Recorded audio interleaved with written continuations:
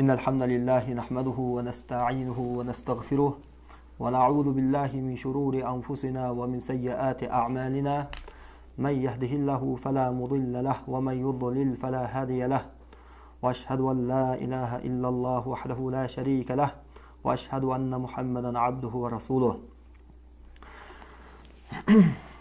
Eң birinci Allah subhanahu wa ta'alaga çeksiz maqtoolor, şükürler bolsun.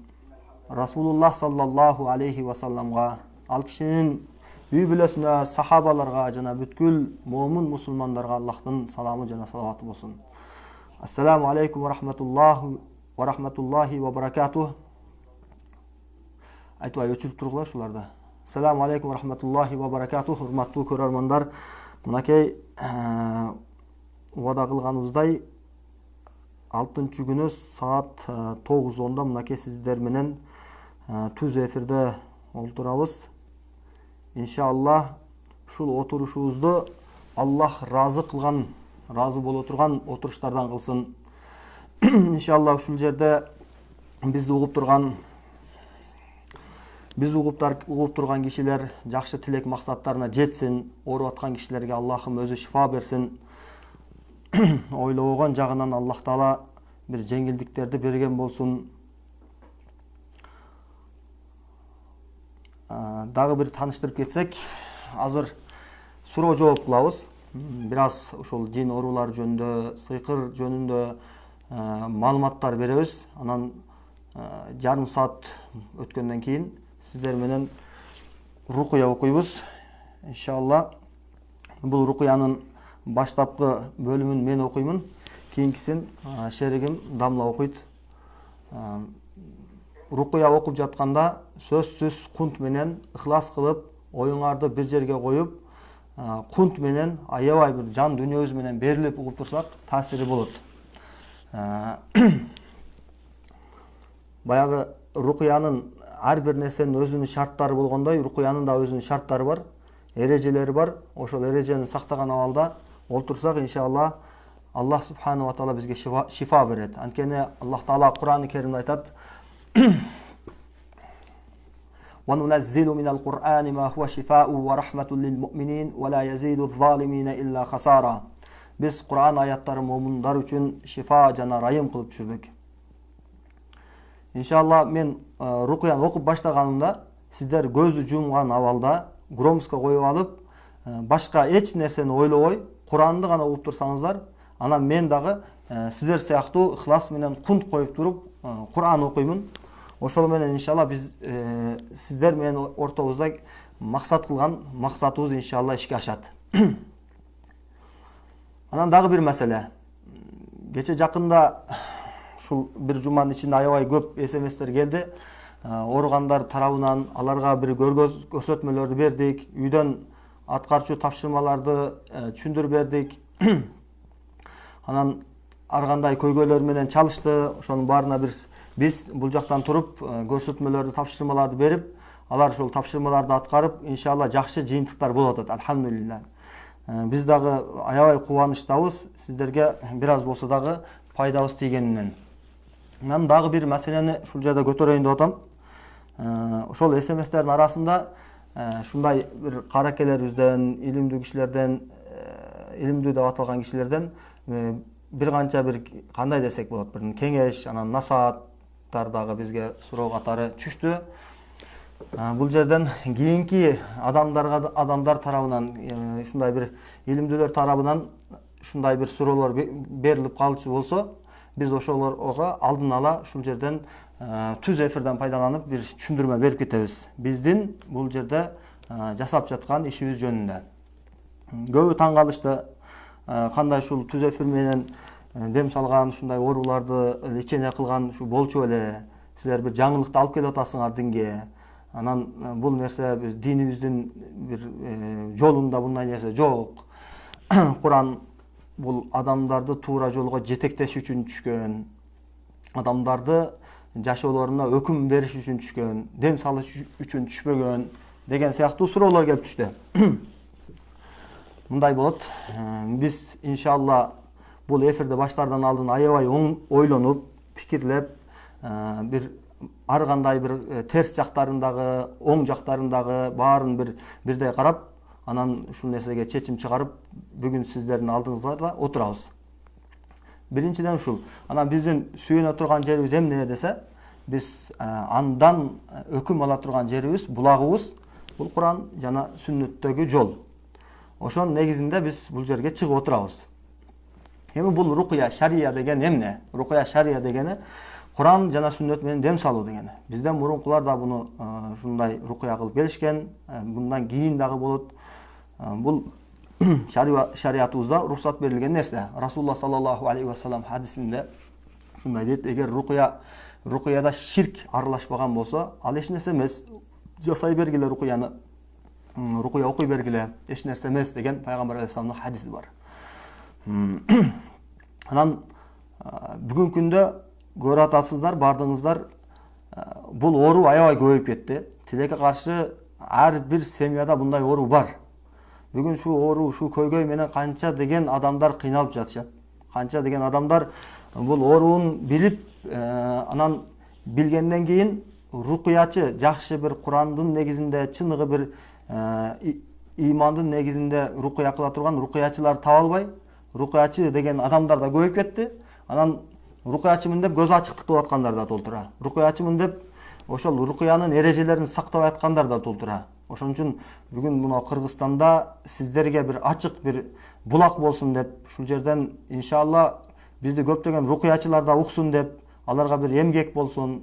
Бизден ушул прямой эфирибизден келечекте Кудай кааласа бул жөнүндө бир калдырган биздин постторубуздан шарий рукуя мындай боло турбайбы деп жакшы бир өздөрүнө сабак алыш үчүн ушул рукуя шария түз эфирди сиздер менен баштадык. Бул биринчи маселе. Адамдардын көйгөйү. Бул көйгөйдү мен ошол суроо бергендерге ушинтип кайрылдым да, ушинтип жооп кайтардым. Демек бул проблеманы кантип чечебиз анда? Эгер Курандын жолунда мындай нерсе жок болсо, Куран адамдарга өкүм катары гана түшкөн болсо, анда бул проблеманы кантип чечебиз? Элдеги проблеманы. Алар көз ачыкка барышсынбы? Же кандайдыр касыйдатчыларга барышсынбы? Же догдурларга барышсынбы? Догдурлар бул ислам догдурларды тана албай койбойт. Ислам бул догдурларды колдоп кубаттайт. Керек болсо, бир айылда, бир шаарда эч кандай бир догдур адамдарды дарылай турган медициналык, азыркы жаңы медициналык ушул сыяктуу бир догдур адамдардын ушул ден соолугун карай турган догдурлар чыкпай калса, ал ошол жерден бир догдурду чыгарыштык ошол адамдарга керек болсо фарз болуп калат. Исламда милдет болуп калат. Баарына фарз болот. Эгер ошону бирөө жетиштүү бир адамдар кылбаса, көпчүлүк күнөөкөр болуп калат. Эми бул ооруну догдурлардын иши эмес экен. Алып барса, эпилепсия деп, шизофрения деп туруп, жиндикканаларга жөнөтүп салышып атат. Аны биз иншалла экиге бөлөбүз мындай ооруларды. Чындап акылдан тайып калган, акылы тайык адамдар бар. Адамдардын арасында ушундай оору болот. Жинди деген оору. Бул жиндилерге шарий өкүмдөр Кудай Таала кыямат күнүндө дагы алардан сурабайт. Шарий өкүмдөр аларга түшпөйт. Алар бул дүйнөдө кылып жаткан иштерине кыяматта, акыретте жооп бербейт. Андай адамдар жинди дейлет дагы, өкүмдөр алардан көтөрүлөт.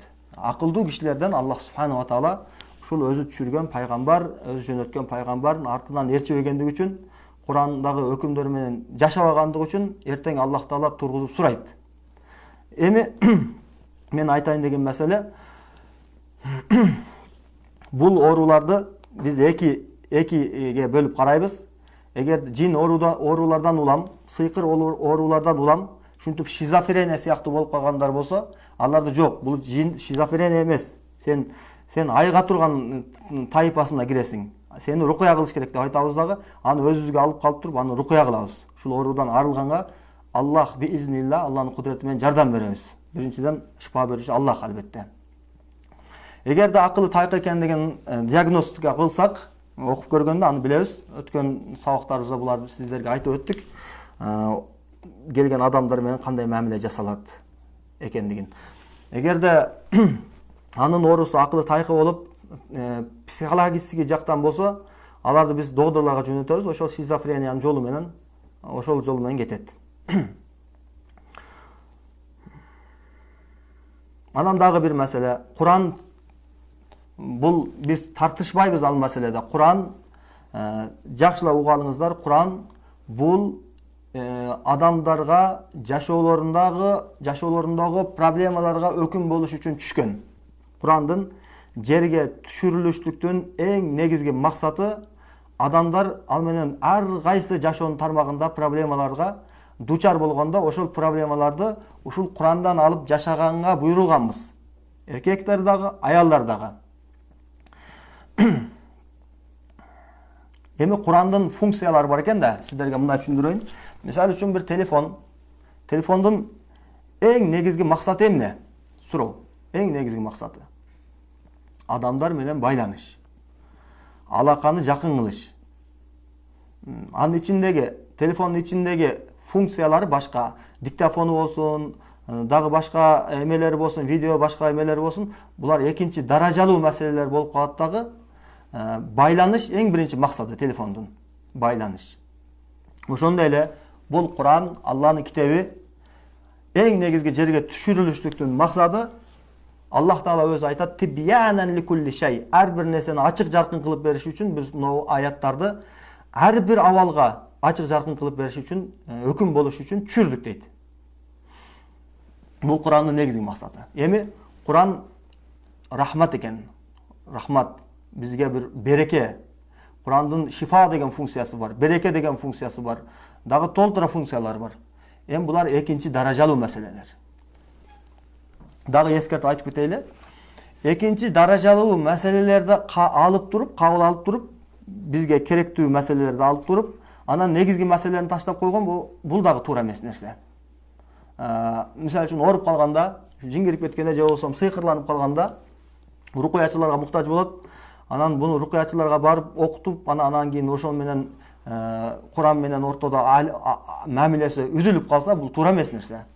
Куран дайым биздин жашообузда болуш керек. Бул менен биз жашашыбыз керек. Пайгамбар алейхисаламдын жолу дайым биз анга ээрчип, андан биз үлгү алышыбыз керек.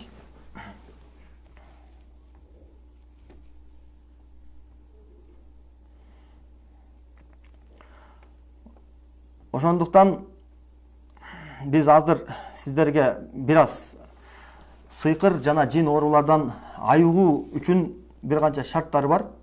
Ошол шарттар жөнүндө кыскача бир баян кылып берели. Эгер киши жин оору менен ооруган болсо, сыйкыр менен ооруп жаткан болсо, анда ушул шарттарды бекем кармасын. Качан ушул шарттар анын жашооуна келсе, ошол сыйкыр жана жин оорулары, эгерде ал сыйкырдын деңгээли тоодой болсо, ал сыйкыр майда-майда болуп жок болуп кетет иншалла. Азыр мен сиздерге ушуларды бир секеден окуп беремин. Биз мурунку 2 күн мурда буну пост кылып өзүм жазып чыгарып койдум эле. Биринчи шарты Аллахны тануу. Аллахны тануу. Эгер биз Аллахны чыныгы таанысак, өзүнүн жолу менен, Аллах Таала биз менен болот. Аллах Таала айтат: Аллах Таала тоокел кылуучулар менен бирге, Аллах Таала ыйман келтиргендер менен бирге, Аллах Таала сабыр кылуучулар менен бирге. Аллах Таала эч качан момундарды кор кылып койбойт. Демек биз Аллахны жакшы таанып алышыбыз керек. Аллахны кантип тааныйбыз? Ал үчүн ыйман деген сабактар бар. Ыйманга кызыккыла. Биздин динибиздин бардык өкүмдөрү ошол ыймандын үстүнө курулган. Ыйман мусулмандын жашоосунда жана исламда дагы эң негизги маселе. Качан ошол ыйман адамда тунук чечилген болсо, Аллах Тааланы эң сонун таанып алган болсо, акыретке ыйман келтиргенде, анын ыйманы өзүнүн жолу менен, Аллах Таала бизге үйрөткөн жол менен ыйман келтирген болсо, пайгамбарга ошол ыйман келтиргенде, пайгамбар алейхисалам алып келгенде ыйман келтирген болсок, мен айтмакчы болгонум, бүгүнкү күндө ыйман келтиргенде ар ким ар кандай ыйман келтирип калды да. Керкүлөр туугандарынан таасирленип ыйман келтирет. Жакын адамдары же болбосо ал өзү мындай үлгү катары көргөн, же колунда бар бир жакын адамдары намаз окуп калса, алда да кошуп намаз окуп калат. Же чөйрөсүнөн таасирленип, достор баары намаз окуп калса, мен биякта калып кетпейин деп, бул да кошуп намазга жыгылып алат. биздин динибиз мындай кандай десек болот, илимди негиз кылбастан мындай көз менен көрүп алып эле ыйман келтире турган дин эмес. Биздин динибиз ушундай дин, эң акылмандыктын үстүнө курулган дин. Аллах субханала таала бизге акылды берди.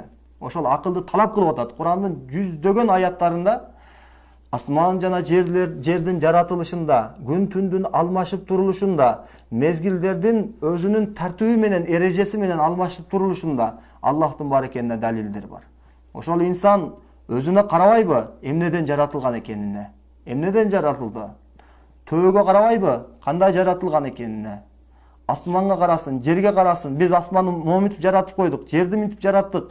Аллах таала бул аяттар менен акырында афала таакилун, афала ятафаккарун, афала татафаккарун деген сыяктуу аяттар толтура келген. Жүздөп аяттар табылат.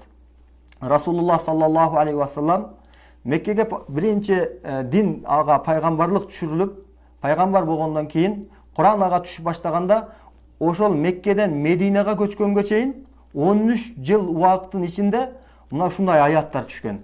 Ошол 13 жылда пайгамбар саллаллаху алейхи ва саллам өзүнө ээрчиген сахабаларды иман менен бышытты. Иман менен бышытты. Шундай иман пайда болду аларда. Шундай иман пайда болду. Бул темирден катуу, полоттон бышык иман пайда болду. Таштан катуу иман пайда болду. Ошол иман менен булар ар кандай азаптасын. Ушундай бир тарыхтардан беребиз. Күйүп жаткан, кайнап турган бир майларга салса дагы, ошол дин жолунан кайтпады. Шундай бир окуялар айтылат. Расулуллах саллаллаху алейхи ва салламдан кийин сахабаларды ушул жолдон кайтарыш үчүн залымдар шундай азаптаганда, шундай бир падыша, аты Херакл бекен, Аллаху алам, ошол киши бир канча сахабаларды майга таштады. Анан эң акырына калган сахабанын көзүнөн жаш келди. Бул менден коркту окшойт. Бул менин азаптарыман коркту окшойт. Эми менден кечирим сурайт окшойт деген бир ойдо баягы сахабадан сурады. Сен менден коркуп атасың, өлүмдөн коркуп атасыңбы? Дегенде, менин эгерде 100 же болбосо 1000, Аллах алам, 1000 жаным болгондо, анын баарын бирден Аллах үчүн курман кылмак болчумун деген баягы сахабанын сөзүнөн таасирленди баягы. Шундай сахабаларды тарбиялаган пайгамбар саллаллаху алейхи ва саллам. Бүгүн биз тилекке каршы андай болбой калдык. Бүгүн биз иман келтиргенде иманды үйрөнбөйбүз. Анан иманды мусулманбыз дейбиз, мусулмандыгыбыз дасторконда бисмилла деп тамак баштап, омин деп бүткөндө исламыбыздан бүтүп калып атат да шу менен. Жашоодо өзүбүз напсыбыз каалагандай жашап, өзүбүз билгендей пикирлеп, билгендей өкүм берип калдык жашоодо.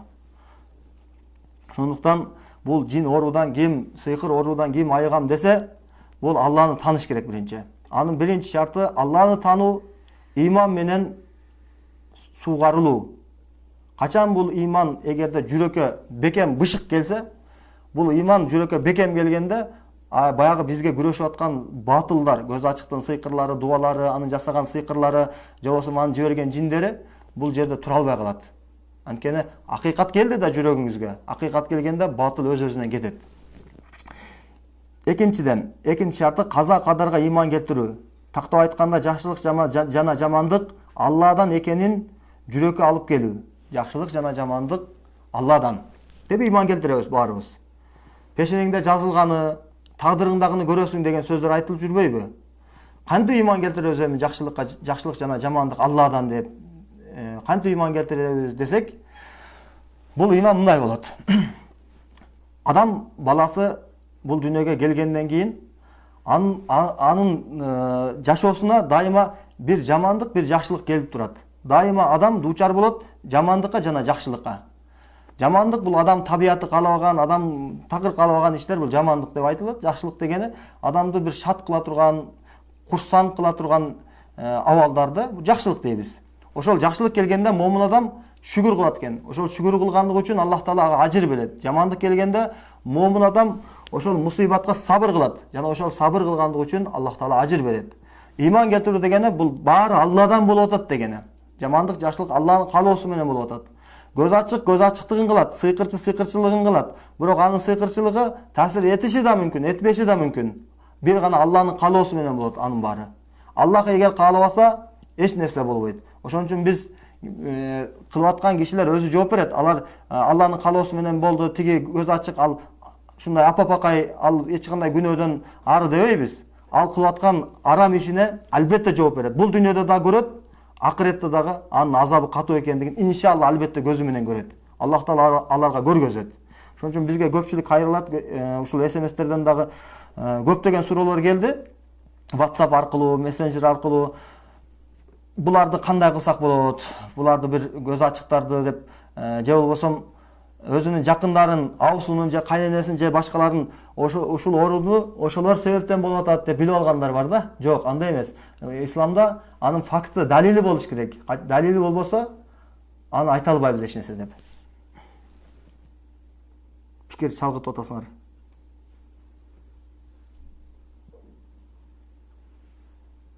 Үчүнчү шарты. Иман талап кылган салих амалдарда бекем болуу. Ошол иман кетиргенибизден кийин Аллахка, пайгамбарга, периштелерге, жаннат, тозок, кыямат, эсеп китепке иман келтиргенибизден кийин момун адам бул дүйнөдө ар бир кылып аткан ишин ошол акыретке байлап туруп кылат экен да. Муну Аллах көрүп турат. Могу кылып аткан ишимди Аллах Таала эртең мени эсеп китап кылат. Эсеп китап кылганда мен буга жооп беришим керек деген баягы позицияда ар бир нерседен, мисалы харам, халалга дуучар болгондо халалын тандайт да, харамды тандабайт. Эгер харамда пайда болсо дагы соопту тандайт. Ошол иман талап кылган салих амалдарды аткаруу үчүнчү талап экен. Төртүнчү талабы Аллахты көп зикир кылуу. Тактап айтканда эртең менен, жана кечте, үйдөн чыгарда, кирерде, намазда, ажатканага кирерде, жана чыкканда, жана башка ушул сыяктуу зикирлерде бекем болуу. Мусулман адам сүннөттө үйдөн чыгып баратканда бисмиллахи таваккалту алаллах. Кыргызчасы Алланын ысмы менен чыгып бара жатам. Аллахка тоокел кылдым деп чыгыш керек. Үйгө киргенде бисмилла деп кириш керек, эшикти ачканда. Ажатканага киргенде өзүнүн дуасы бар, жатканда өзүнүн дуасы бар. Эртең мененки зикирлер, кечки зикирлер, ушул зикирлерге бекем болсок жакшы. Анан бешинчиси күндө Аятал Курсуну, Ихлас сүрөсүн, Фалак сүрөсүн окуу. Биз буну ооругандарга 100 жолу окуганды кеңеш беребиз. Ушул сүрөлөрдү окуса, аябай таасир берет. Таасири жакшы болот иншалла. Ким азыр мына түз эфирде бизди күзөтүп аткандардын арасында сыйкыр менен, жин менен ооруп аткандар болсо, алар ушул Ихлас, Аятал Курсу, Нас сүрөлөрүнө бекем болсун. 100 жолуга чейин окуп атканда мындай эптеп окуп бүтүрүп коюш эмес. Ар бир окуп атканда Алланын сөзүн окуп атамын. Мен бул Куран аятын окуп атамын. Мага шифа болсун деген ихлас ниетте ошону кунт менен окусак, ошонун таасири дагы ошончо болот. Алтынчысы күндө рукуя аяттарын угуу. Рукуя аяттарды укканда биз YouTube'га рукуя деп жазсаңар, ошол рукуянын көптөгөн варианттары бар. Көптөгөн шейхтер рукуя окушкан.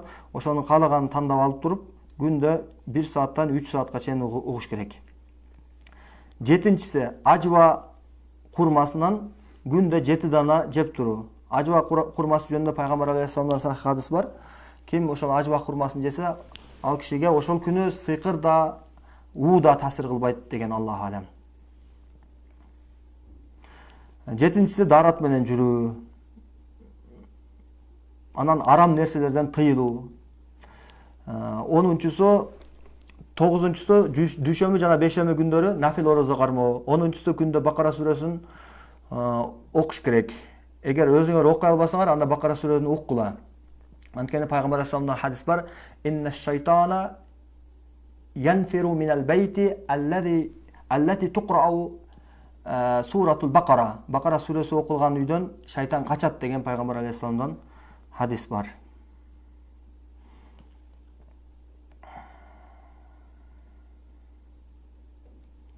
Анан 10-чусу Бакара сүрөсү эскертүү бар экен бул жерде. Сыйкыр орусу менен сыйкырчыга барып дабалануу эң күнөөлөрдөн, эң чоң күнөөлөрдөн жана акыретте аеосуз азаптарга кабылып калат. Эгерде сыйкырланып калган адам ошол көз ачыкка барып туруп дарыланам десе. Ошон үчүн шариятыбызда ар бир нерсенин өзүнүн чечими бар. ошол чечими менен гана чечилет, башка нерсе менен чечилбейт. Бул ооруларга Аллах субханала таала рукуяны чечим кылды да. Рукуяны окусак иншалла чечим болот. Пайгамбар саллаллаху алейхи вассаламдан шундай хадис бар. Адамды ойрон кылуучу, жок кылуучу 7 нерседен алыстагыла. Эй Аллахтын элчиси, алар кайсылар деп сахабалар сурашты. Расулуллах саллаллаху алейхи вассалам мындай деди. Биринчиси ойрон кылуучу, адамды жок кылуучу 7 нерсенин биринчиси Аллахка ширк келтирүү. Ширк деген Аллахка башканы шерик кылуу дегени. Ибадат маселесинде болсун, башка маселелерде болсун, Аллахка ширк келтирүү эң чоң күнөөлөрдөн. Bundan алысташыбыз керек. Сыйкыр жасатуу, сыйкырчыга барып сыйкыр жасатуу бул дагы ойрон кылуучу, адамды жок кылуучу эң чоң күнөөлөрдөн экинчисине кирет экен. Үчүнчүсү себепсиз адам өлтүрүү. Төртүнчүсү суткордук. Суткордук деген могу кредит, пайыз менен акча алуу. Жетимдин акысына кирүү бешинчиси. Жетимдин акысын жеш бул эң чоң күнөөлөрдөн. Алтынчысы ушундай жихадта жакындарын таштап коркуп артка чегинүү дагы эң чоң күнөөлөрдөн. Жетинчиси аруу момина бир таза аялды бузукулук менен доомат кылуу.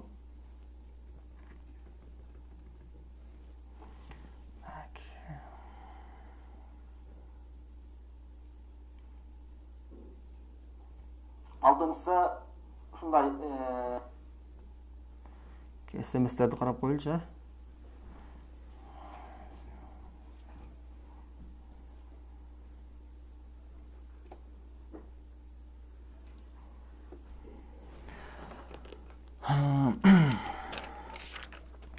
Өткөндө прямой эфирдеги SMS-терге жооп бере албай калдык эле. Ошолордон кээбиркилерин азыр окуп суроолоруна жооп берип өтөйлү. Арузат деген карындашыбыз эжебизби ушул киши жазат. Саламатсызбы? Мен аябай кыйналдым окуп бүткөндөн кийин. Рукуя окуп бүткөндөн кийин болсо, жүрөгүм кысылып, башым ооруп, уктай албай кыжырланып чыктым дейт. Ушул суроо экен. Мындай учурда ошол бизди түз эфирден күзөтүп турган көрөрмандар, эгерде сизде ушундай абал болгон болсо, анда мына карындаш айтып аткан симптомдор бул дуанын симптому болот. Ошол сыйкырдын симптомдору. Сөзсүз ошол биз азыр окуп жаткан тасманы кийинки 6-күнгө чейин 1 саат уксун. 1 саат. Андан сырткары баягы жогоруда сыйкыр жана жин оорулардан сактануу деп шарттарды айтпадыкпы, 10 шартын. Ошол шарттарга бекем болсун. Акмырза деген карындашыбыз, ассаламу алейкум. Менин келинчек Акмырза деген байке экен. Менин келинчегим 9 жылдан бери баспайт. Докторлор тарабынан оорусу аныкталган жок. Сиздин көрсөтүүңүздү уккандан бери бизде бөлөкчө ой пайда болду. Басып кеткенге ишенич ойгонгондой. Сиз менен кандай байланышсак болот? Мындай абалдарды биз окуп көрөлү иншалла. Эгерде докторлор жактан такыр диагноз болбой аткан болсо, иншалла Аллахтын китеби шифа болот. Аллахтын китеби менен да бир дарыланып көрүңүздөр. Ошол ихлас кылсын, ошол ооруп аткан келинчегиңиз көбүрөөк зикир кылып, Аллахты эстеп, иманга келип, Аллахтан көбүрөөк дуа кылсын. Анан бул рукуя эгер мүмкүнчүлүгүңөр болсо бизге келгиле. Эгер мүмкүнчүлүгүңөр болбосо, анда ошол жактан бизди уксаңар да болот. Баягы шарттарды аткарып. Самира деген карындашыбыз, ассаламу алейкум. Менин ичим ысыды. Силер окуп жатканда бул эмнеден? Ич ысыган болсо, бул дагы дуанын белгилери. Аллаху алам.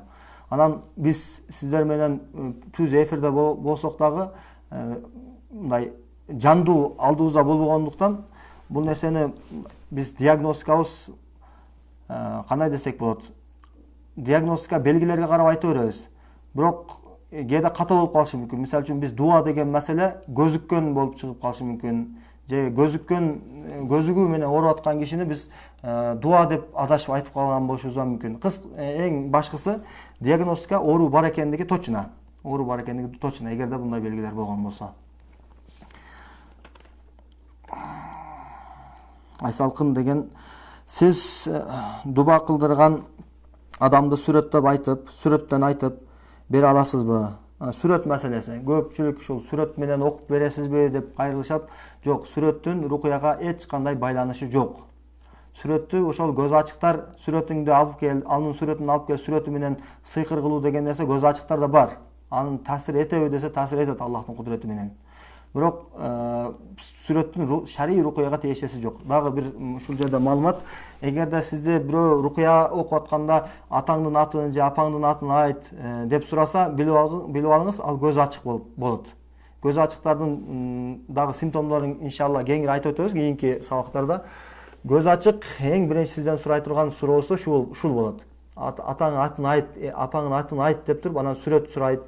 Же болбосо ушул сыяктуу бир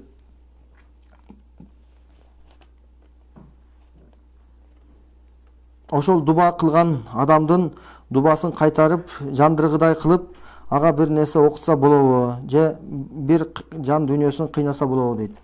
Жок, астагфирулла. Биринчи баягы дуа окуттуу деген нерсени биз баягы дубаланып ооруган киши дароо ошол өзүнүн душмандарынан көрүп баштайт экен да.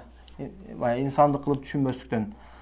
Буну дуага барган тагдырда деле ага биздин фактыбыз керек болот. Эгер биз ага точно анык бир далилибиз жок болсо, ага айтканга акыбыз жок. Паланчы мени окутуп койду деп.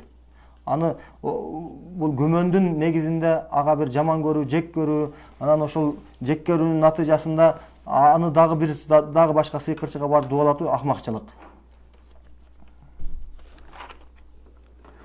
Саламатсызбы? Биринчиден чоң рахмат. Жалпы элге рукуя окуп, убактыңыздарды бөлүшүп жатасыздар. Буюрса, мунун акыретте белеги аябай чоң болот. Анан эки жолу рукуяны коюп уктум. Эки жолкусунда тең башында кечке эснедим. Анан жыргап уктадым. Эснеген сайын жеңилдеп баратам. Бул көзүккөндүн белгиси. Иншалла ушуну улантып уга бериңиз. Күндө 1 сааттан анан көнүгүүлөрдү аткарып жасай бериңиз. Анан кандай болуп атат абалыңыз бизди WhatsApp номерге жазып турсаңыз, иншалла Аллах Таала сизге шифа берсин. Ассаламу алейкум, таксыр. Кече рукуя окуганыңызда баш бир аз ооругандай болду эле. Бул эмнени түшүндүрөт? Баш эгерде ооруп аткан болсо, муну ошол жердеги абалга карап туруп баа бериш аябай кыйын болот.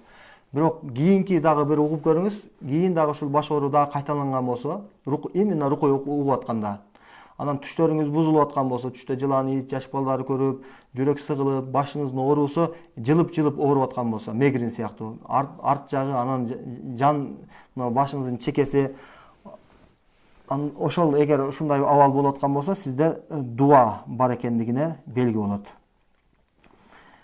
Жин жандыктарга киреби дейт. Субханалла. Ушул суроо өткөндө да берилген экен.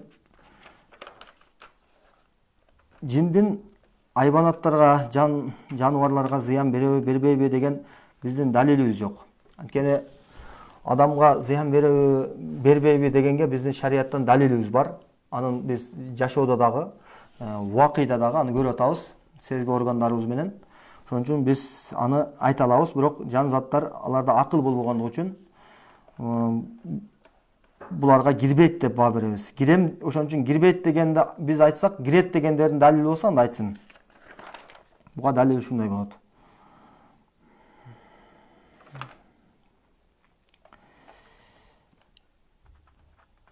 Ибн Таймия рахматуллахи алейх шундай деп айткан экен. Вал джинну ятасавваруна фи суварил инс вал бахаим ва ятасавваруна фи суварил хайят вал акариб ва гайриха ва фи суварил ибл вал бакар вал ганам вал хайр вал бигар вал хамир ва суварит тайр. Алла рахмат кылсын бул алымды. Жин адамдын сүрөтүнө, келбетине кире алат. Адам сүрөтүндө боло алат. Алланын кудурети менен. Ар кандай ушул көрүнүштөрдө адамдарга көрүнүшү мүмкүн, өзүнүн келбетинде эмес, башка жан заттардын келбетине түшүп, адамдын келбетинде, жаныбарлардын келбетинде, же болбосо жыландын келбетинде. Расулуллах саллаллаху алейхи ва саллям сахих хадистер бар. Эгер кара жыланды көрсөңөр, анын дубасын айткыла деген. Жана чаяндын келбетине жана башка ошол сыяктуу. Ошондой эле төө, уй, кой, ачыр, жылкы, эшек, ушундай куш, чымчыктардын келбетине дагы келе алат Аллахтын кудурети менен. Расулуллах саллаллаху алейхи вассалам Мединага көчүп барганда биринчи уруш болот. Биринчи жихад, анын аты Бадр жихаты, Бадр урушу. Исламда биринчи, тарыхында биринчи болгон жихад. Ушул жихадта Аллах Таала мындай аятты түшүрөт. Аузу биллахи минеш шайтанир раджим. Ва из зайяна лахумуш шайтану а'малахум ва кала ла галиба лакум ал-йавм минан нас. وإني جار لكم فلما تراءت الفئتان نكص على عقبيه وقال إني بريء منكم إني أرى ما لا ترون إني أخاف الله والله شديد العقاب. Бұл аяттың түштүктүн себептери Суракат ибн Малик деген мушриктерден бир киши болот. Суракат ибн Малик. Суракат ибн Малик мушриктер, Меккенин мушриктери ушул Бадр жихатында мусулмандарга каршы чыгабызбы деп пландап жатканда аларга бир дем берип, шу Суракат ибн Маликтин сөзү айтылат. Суракат ибн Малик келет дагы: "Инни жарун лакум", мен силерге мен туруп беремин. Бүгүн эч ким силерге зыян бере албайт. Жеңиш силердики деп өзүнүн бир кандайдыр бир коомду жетектеп келет Суракат ибн Малик. Бул Суракат ибн Маликтин башка хадистерде шундай сыпаттар айтылат. Суракат ибн Малик бир атчан болуп келет, фарис болуп. Анан ат минген абалда артында бир кандайдыр аскерлер менен келип, бүгүн биз жеңебиз. Алар эч качан жеңишке жете албайт. Биз мусулмандарды бүгүн чечкиндүү маселе менен жеңип алабыз деген Суракат ибн Маликтин сөзү алардын бир ушул жихадка Бадр согушунда мушриктердин чыгышына бир себеп болуп, анан мушриктер жихадка чыкканда эки жак, эки мусулмандар тарап, анан мушриктер тарап экөө бири-бирине жолукканда баягы мушриктер артка качат. Башка бир хадистерде айтылат, шундай периштелер, шундай бийик бойлору узун периштелер, адам мусулмандардын Бадрда саны аз болгондо 317-320 тегерегинде деп айтылат. Ошолорго санына сан кошулуп туруп периштелер жардамга келет экен. Кийин сахабалардагы биз ушундай бир адамдарды көрдүк, кийин уруштан кийин көрбөдүк ал кишилерди деген риваяттар бар да. Периштелер жардам атышат мусулмандарга. Ал жактан шайтандар, жиндер Суракат ибн Маликтин келбетинде келип, баягы Суракат ибн Малик болбогон. Ал жин, шайтан Суракат ибн келбетинде келип, баягы мушриктерди ишендирип, аларды урушка чыгарган. Уруш эки жак бири-бирине ушундай бир жакын келгенде, баягы мусулмандардан болгон бир абалды көрүп, мушриктер артка качат. Анан Суракат ибн Маликке келип айтат: "Сен инни жарун лакум", силерге мен туруп беремин, мен силерге коргоочу боламын, артымда мынакей деп бизге айтпадың беле? Жеңиш силердики, биздики болот деп айтпадың беле дегенде, Суракат ибн Малик: "Мен бул нерсени инни ара ма ла тарауна", силер көрбөгөн нерсени көрүп жатамын деп баягы периштелерди айткан деп риваят кылынат ушул аяттын тафсиринде. "Инна хафуллах", мен Аллахтан коркомун дейт. "Валлаху шадидул иқаб", анын жазасы катуу деп бул жерде жалган сүйлөдү деп айтылат да, ал жалганчы.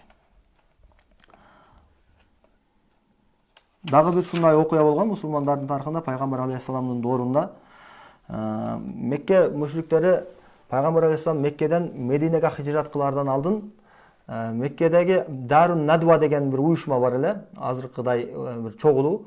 Ошол уюшмага, Дарун Надвага бүтүн Меккени башкарган Меккенин бир саясатчылары, чоңдору, жетекчилери келет эле. Анан ошол Дарун Надвада пайгамбар алейхиссаламдын иши талкуулаш үчүн кишилер чогулуп, эмне кылабыз пайгамбар? Бул Мухаммедти эмне кылабыз? Ишин токтотпой атат. Биринчи маселе өлтүрөбүз. Экинчиси, аны камап коебуз. Такыр эч жерге чыгарбай зынжыр менен кишендеп салабыз. Үчүнчүсү, аны ушул жерден алыс Меккеден алыс жерлерге куугунтуктайбыз. Анан ошол жерде Абу Жахл, бул инсандардын шайтаны, Абу Жахлдын бир кеңеши менен, анан дагы ошол жерде риваят кылынат, бир жин адам келбетинде келип туруп, ушундай бир адамдарга, ошол жерде кеңеште мүчөлөрүнө ушундай бир пикирди берген дейт. Аны өлтүрөйлү, ушундай өлтүрөйлү ар бир уруудан бир адам чыксын. Ошол ар бир уруудан бир адам чыгып пайгамбарды барып өлтүргөндөн кийин анан Бани Хашим пайгамбар алейхисаламдын жакындары келгенде ар бир уруудан бирөөдөн болгондук үчүн баардык урууларга каршы чыга албайт. Анан биз ошол өлгөн кишинин хунун төлөп коебуз. Ошол менен иш жыйынтыкталат деп ошого келишип туруп, анан пайгамбар алейхисаламды өлтүргөнү ар бир улуудан бирден барышып, анан кийин өзүнчө башка бир чоң риваят бар. Булардын иштери ишке ашпай калды, анткени пайгамбар анын иши Аллах Тааланын иши болчу.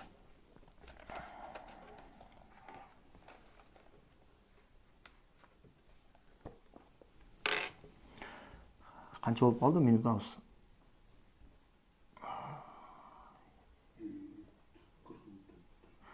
Рукуя баштай берели. Бисмиллахир-рахманир-рахим.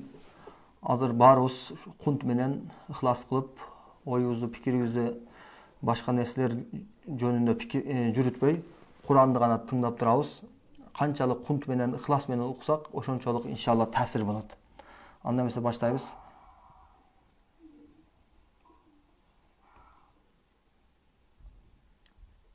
أعوذ بالله من الشيطان الرجيم. بسم الله الرحمن الرحيم. الحمد لله رب العالمين الرحمن الرحيم مالك يوم الدين إياك نعبد وإياك نستعين اهدنا الصراط المستقيم صراط الذين أنعمت عليهم غير المغضوب عليهم ولا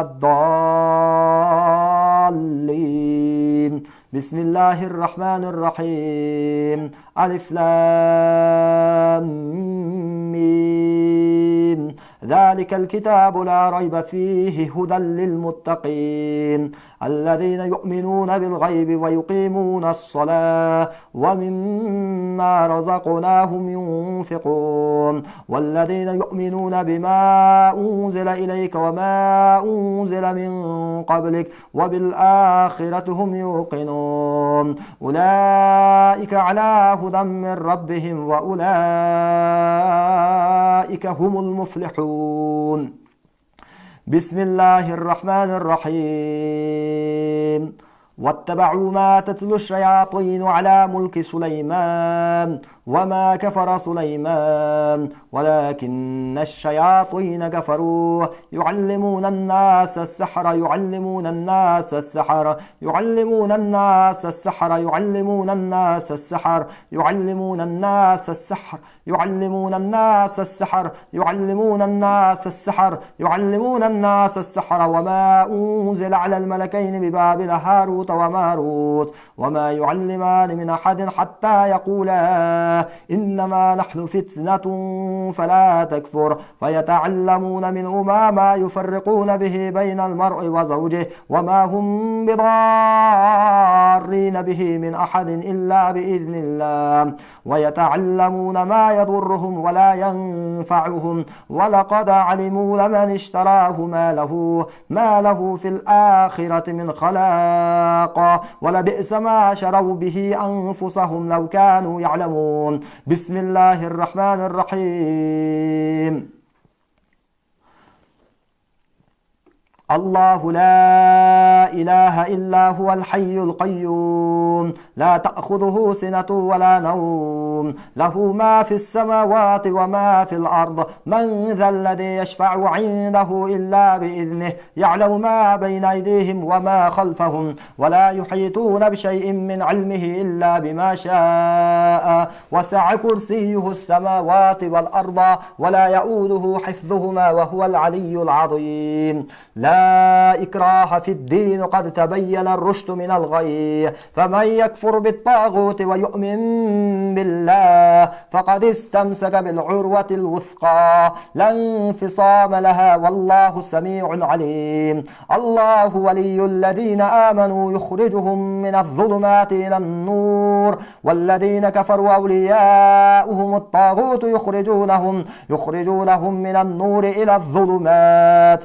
أولئك أصحاب النار هم فيها خالدون بسم الله الرحمن الرحيم آمن الرسول بما أنزل إليه من ربه والمؤمنون كل آمن بالله وملائكته وكتبه ورسله لا نفرق بين أحد من رسله وقالوا سمعنا وأطعنا غفرانك ربنا وإليك المصير. لا يكلف الله نفسا إلا وسعها لها ما كسبت وعليها ما اكتسبت ربنا لا تؤاخذنا إن نسينا أو أخطأنا ربنا ولا تحمل علينا إصرا كما حملته على الذين من قبلنا ربنا ولا تحملنا ما لا طاقة لنا به واعف عنا واغفر لنا وارحمنا أنت مولانا فانصرنا على القوم الكافرين. بسم الله الرحمن الرحيم.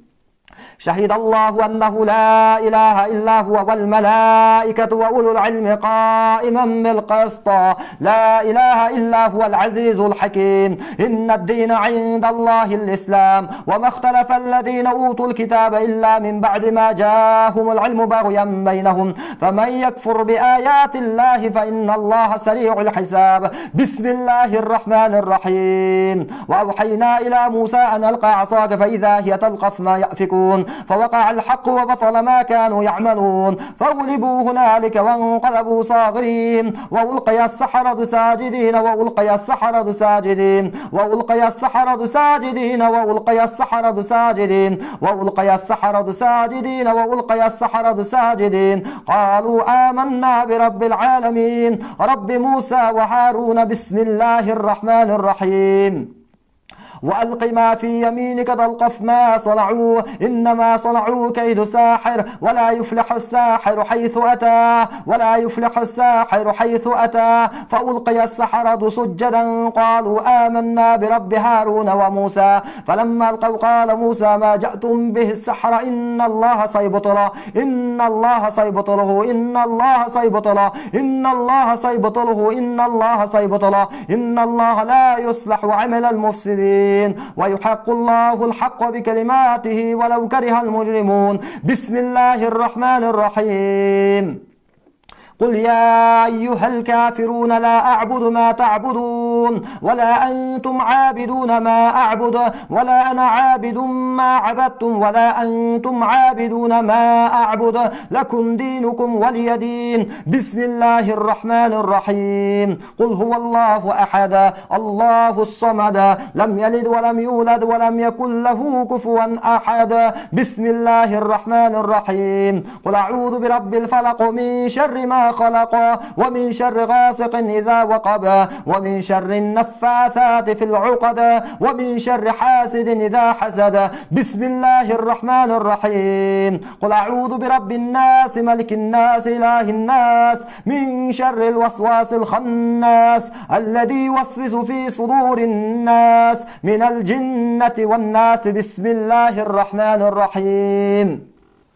وقل جاء الحق وزهق الباطل إن الباطل كان زهوقا إن الباطل كان زهوقا إن الباطل كان زهوقا إن الباطل كان زهوقا. وننزل من القرآن ما هو شفاء ورحمة للمؤمنين ولا يزيد الظالمين إلا خسارا. بسم الله الرحمن الرحيم. والصافات صفا فالزاجرات زجرا فالتاليات ذكرا إن إلهكم لواحد رب السماوات والأرض وما بينهما ورب المشارق. إنا زينا السماء الدنيا بزينة الكواكب وحفظا من كل شيطان مارد لا يسمعون إلى الملأ الأعلى ويقذفون من كل جانب دحورا ولهم عذاب واصب دحورا ولهم عذاب واصب دحورا ولهم عذاب واصب إلا من خطف الخطفة فأتبعه شهاب ثاقب فاستفتهمهم أشد خلقا أم من خلقنا إنا خلقناهم من طين لازب بل عجبت ويسخرون وإذا ذكروا لا يذكرون وإذا رأوا آية يستصرخون وقالوا إن هذا إلا سحر مبين. بسم الله الرحمن الرحيم.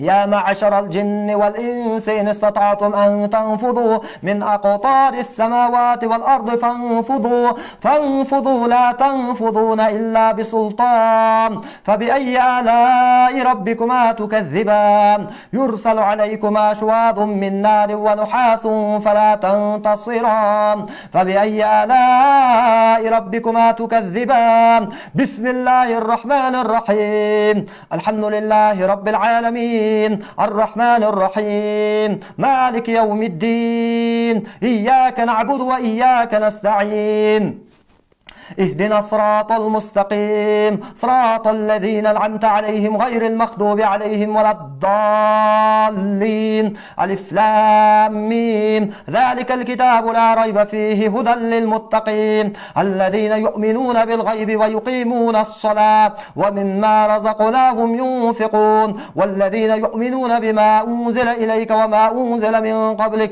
وبالآخرة هم يوقنون أولئك على هدى من ربهم وأولئك هم المفلحون. بسم الله الرحمن الرحيم. واتبعوا ما تتلو الشياطين على ملك سليمان وما كفر سليمان ولكن الشياطين كفروا يعلمون الناس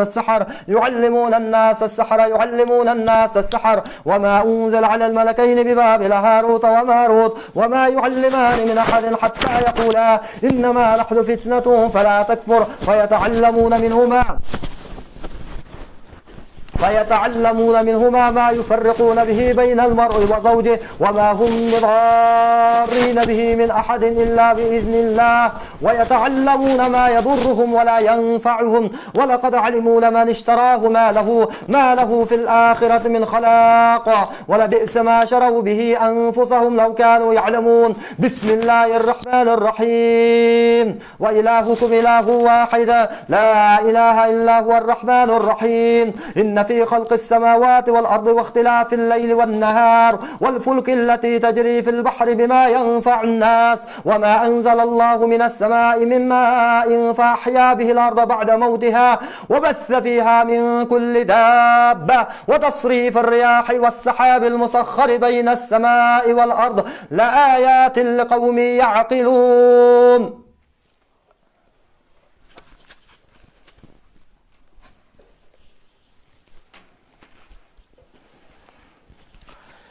بسم الله الرحمن الرحيم.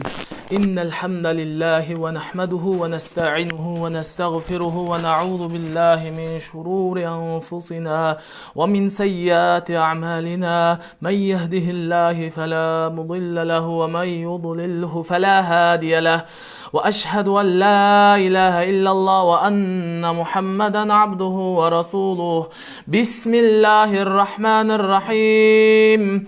الحمد لله رب العالمين الرحمن الرحيم مالك يوم الدين إياك نعبد وإياك نستعين اهدنا الصراط المستقيم صراط الذين أنعمت عليهم غير المغضوب عليهم ولا الضالين.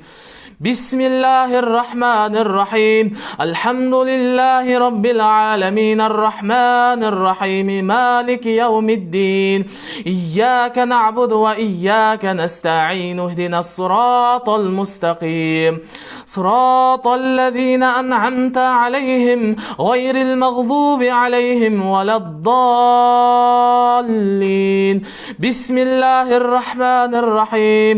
ألف لام ميم ذلك الكتاب لا ريب فيه هدى للمتقين الذين يؤمنون بالغيب ويقيمون الصلاة ومما رزقناهم ينفقون والذين يؤمنون بما أنزل إليك وما أنزل من قبلك وبالآخرة هم يوقنون أولئك على هدى من ربهم وأولئك هم المفلحون.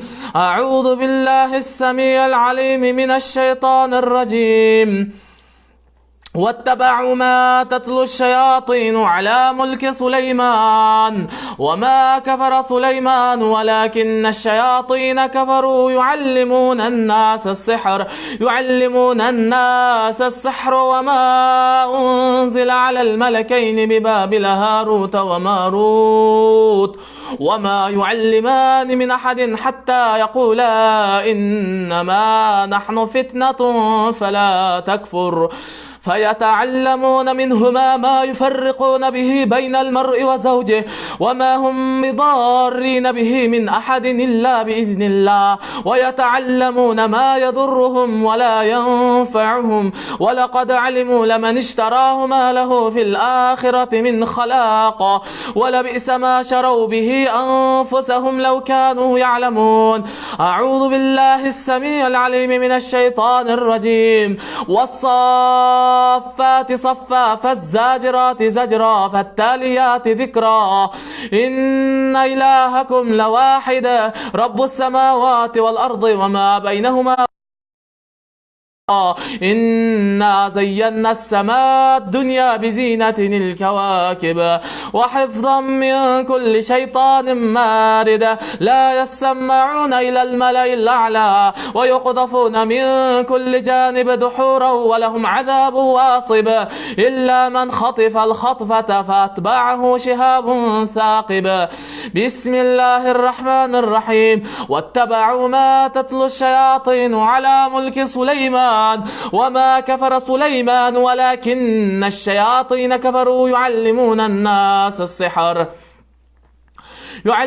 الناس السحر وما أنزل على الملكين ببابل هاروت وماروت وما يعلمان من أحد حتى يقولا إنما نحن فتنة فلا تكفر فيتعلمون منهما ما يفرقون به بين المرء وزوجه وما هم بضارين به من أحد إلا بإذن الله ويتعلمون ما يضرهم ولا ينفعهم ولقد علموا لمن اشتراه ما له في الآخرة من خلاق ولبئس ما شروا به أنفسهم لو كانوا يعلمون.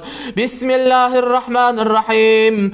وإلهكم إله واحد لا إله إلا هو الرحمن الرحيم. إن في خلق السماوات والأرض واختلاف الليل والنهار والفلك التي تجري في البحر بما ينفع الناس وما أنزل الله من السماء من ماء فأحيا به الأرض بعد موتها وبث فيها من كل دابة وتصريف الرياح والسحاب المسخر بين السماء آيات لقوم يعقلون.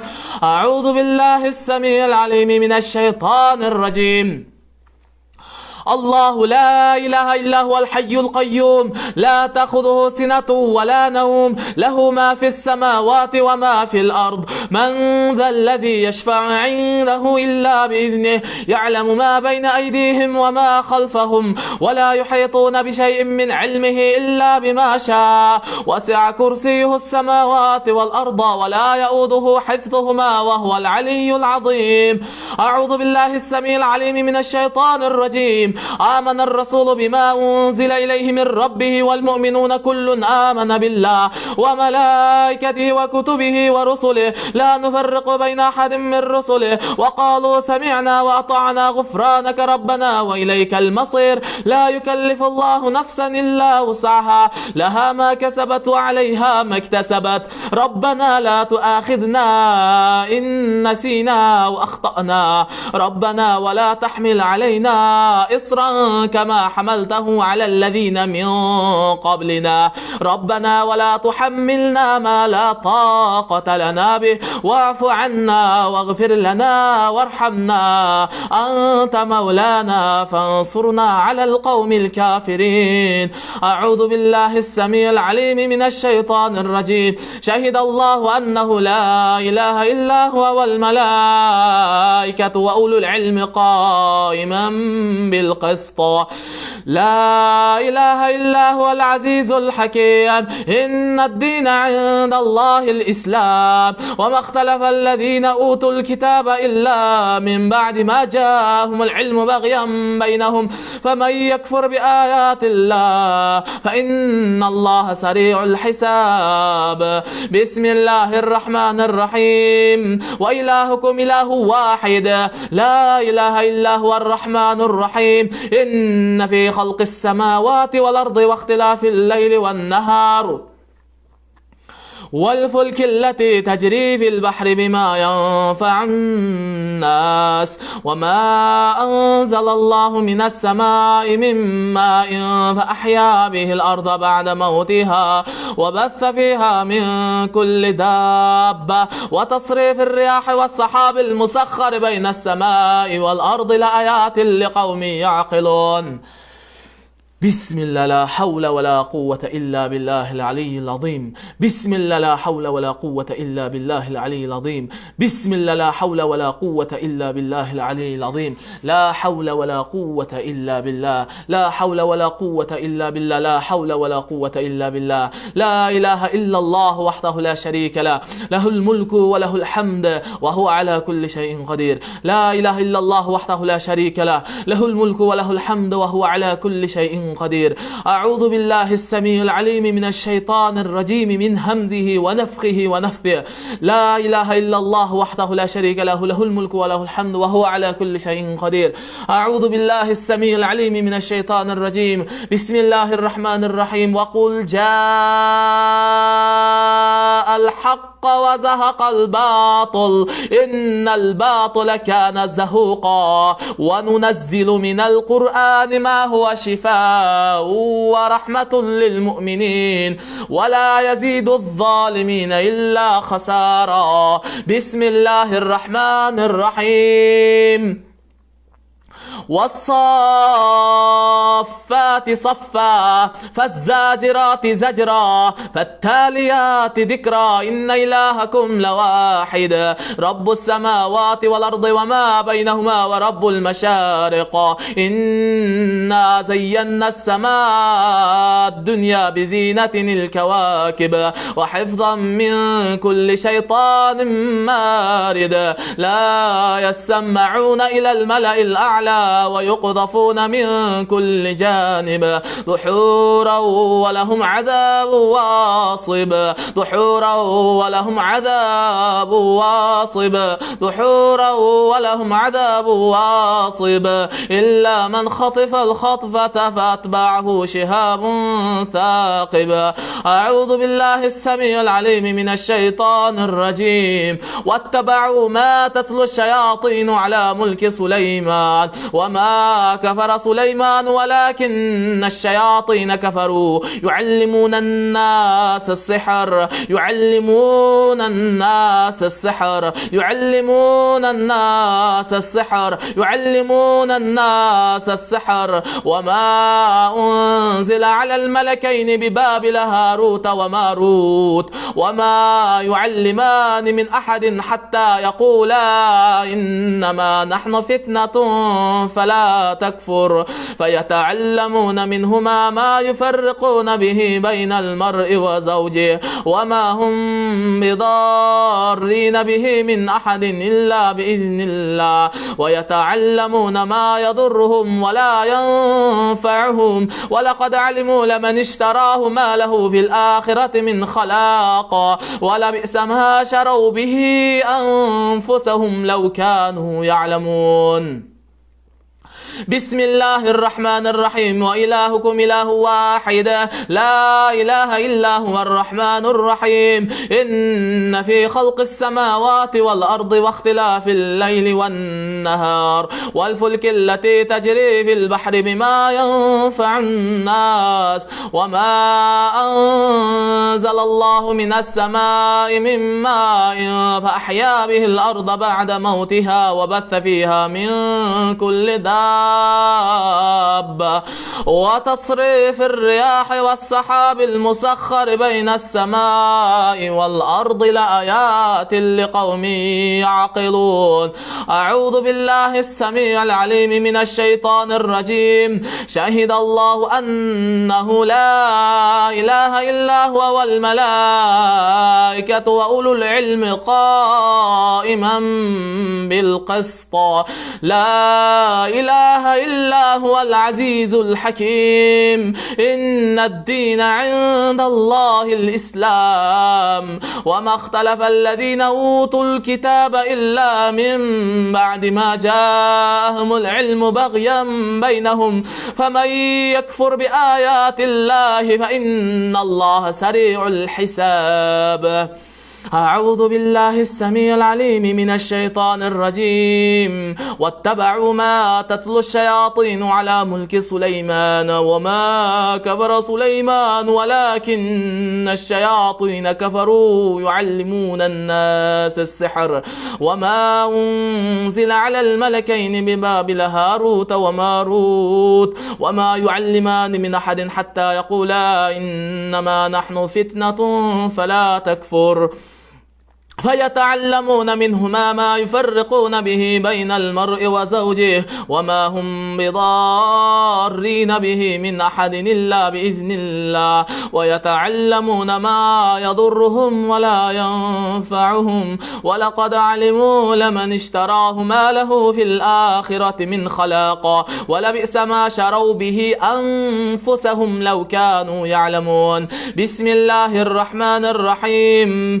الله لا إله إلا هو الحي القيوم لا تأخذه سنة ولا نوم له ما في السماوات وما في الأرض من ذا الذي يشفع عنده إلا بإذنه يعلم ما بين أيديهم وما خلفهم ولا يحيطون بشيء من علمه إلا بما شاء وسع كرسيه السماوات والأرض ولا يؤوده حفظهما وهو العلي العظيم.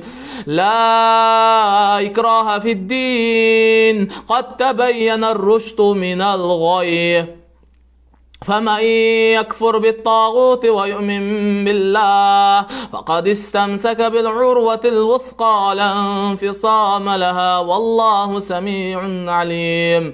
الله ولي الذين آمنوا يخرجهم من الظلمات إلى النور والذين كفروا أولياءهم الطاغوت يخرجونهم من النور إلى الظلمات أولئك أصحاب النار هم فيها خالدون. بسم الله الرحمن الرحيم. والصافات صفا فالزاجرات زجرا فالتاليات ذكرا إن إلهكم لواحد رب السماوات والأرض وما بينهما ورب المشارق إنا زينا السماء الدنيا بزينة الكواكب وحفظا من كل شيطان مارد لا يسمعون إلى الملأ الأعلى ويقذفون من كل جانب دحورا ولهم عذاب واصب إلا من خطف الخطفة فأتبعه شهاب ثاقب. أعوذ بالله السميع العليم من الشيطان الرجيم. قل يا أيها الكافرون لا أعبد ما تعبدون ولا أنتم عابدون ما أعبد ولا أنا عابد ما عبدتم ولا أنتم عابدون ما أعبد لكم دينكم ولي دين. بسم الله الرحمن الرحيم. قل هو الله أحد الله الصمد لم يلد ولم يولد ولم يكن له كفوا أحد. بسم الله الرحمن الرحيم. قل أعوذ برب الفلق من شر ما خلق ومن شر غاسق إذا وقب ومن شر النفاثات في العقد ومن شر حاسد إذا حسد. بسم الله الرحمن الرحيم. قل أعوذ برب الناس ملك الناس إله الناس من شر الوسواس الخناس الذي يوسوس في صدور الناس من الجنة والناس.